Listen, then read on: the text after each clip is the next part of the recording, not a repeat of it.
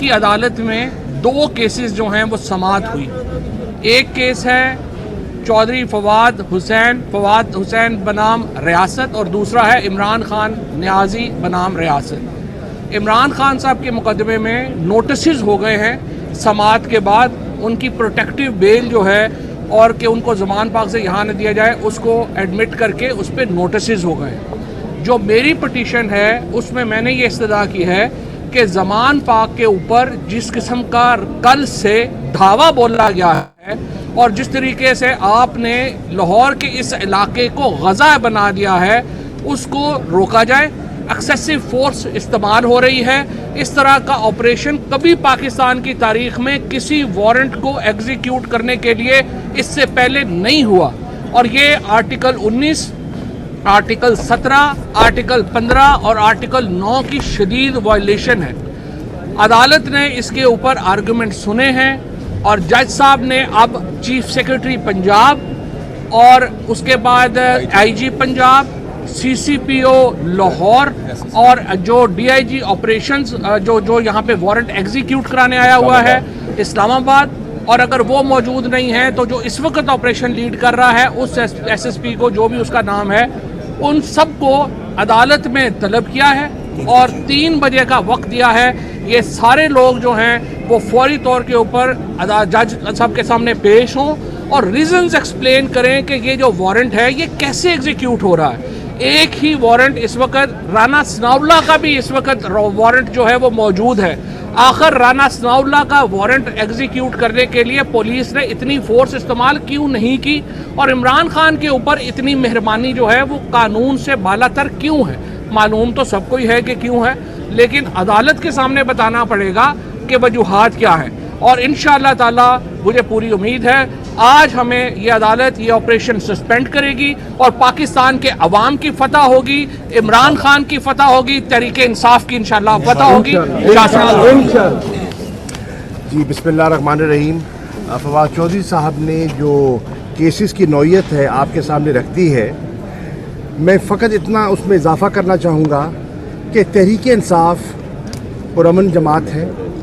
ہم نے ہمیشہ قانون کا احترام کیا ہے, ہم نے ہمیشہ رول آف لا کے علم کو بلند کیا ہے اور ہم نے ہمیشہ معقولیت کو, انسانیت کو ترجیح دی ہے.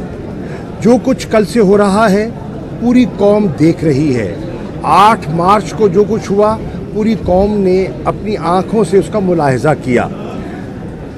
جو ہماری ریلی تھی بحیثیت ایک سیاسی طالب علم کے, میں سمجھتا ہوں اس ریلی سے یہ حکومت پی ڈی ایم کی سرکار بوکھلاہٹ کا شکار ہو گئی ہے اور ان کے وہم و گمان میں نہیں تھا کہ لاہور کے لوگ ریلی میں اس کثرت سے شریک ہوں گے. 6.5 گھنٹے وہ زمان پاک سے واپس زمان تک براستہ داتا دربار واپس پیدل مارچ کر کے آئیں گے. جگہ جگہ ان کا استقبال ہوگا اور پھر جو ان کے طوطے اڑے کہ عمران خان صاحب نے ایک اور باؤنسر مارا اور کہا کہ بروز اتوار مینار پاکستان پر وہ ایک جلسہ کریں گے اور جلسہ کریں گے دن کی روشنی میں, تاکہ ریلی میں جو انہوں نے لائٹس بجھا دی تھی تاکہ عوام دکھائی نہ دے اور کیمرہ جو ہے ان کو ان کے جو چہرے ہیں پوری طرح نہ دکھا سکے, اس لیے دن کی روشنی میں انہوں نے بروز اتوار یہ اعلان کیا ہے جلسے کا. ہماری طرف سے درخواست بھی جا چکی ہے. میں امید کرتا ہوں کہ لاہور کی انتظامیہ فی الفور اس پر اپنا حکم صادر فرمائے گی. اب ہم منتظر ہیں کہ فیصلے کے اور پر امید بھی ہیں اور سچی بات ہے اس وقت پاکستان کی تمام عوام کی نظریں پاکستان کی اعلیٰ عدلیہ پر لگی ہیں, کیونکہ فسطائیت کا جو مظاہرہ آپ نے دیکھا ہے اس کی ماضی قریب میں اس کی مثال نہیں ملتی.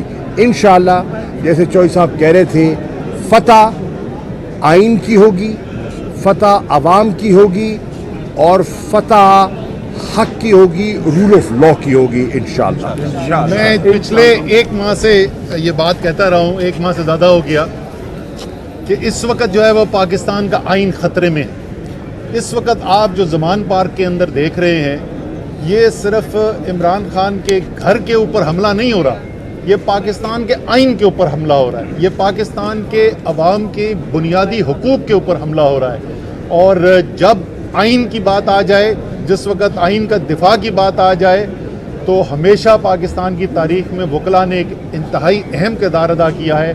और मैं इस ख़ास तौर पे लाहौर के वकला को और मुज़ाफ़ाती वकला जो हैं जिन्होंने शिरकत की, उनको खिराज तहसीन पेश करना चाहता हूँ। मेरे ख्याल में आज का दिन लिखा जाएगा तारीख़ में कि जब ये हकीकी आज़ादी की तहरीक चल रही थी, तो आज के दिन 15 मार्च को वकला ने जो उसमें शिरकत का फ़ैसला किया, यहीं से पूरा रुख बदला इसका।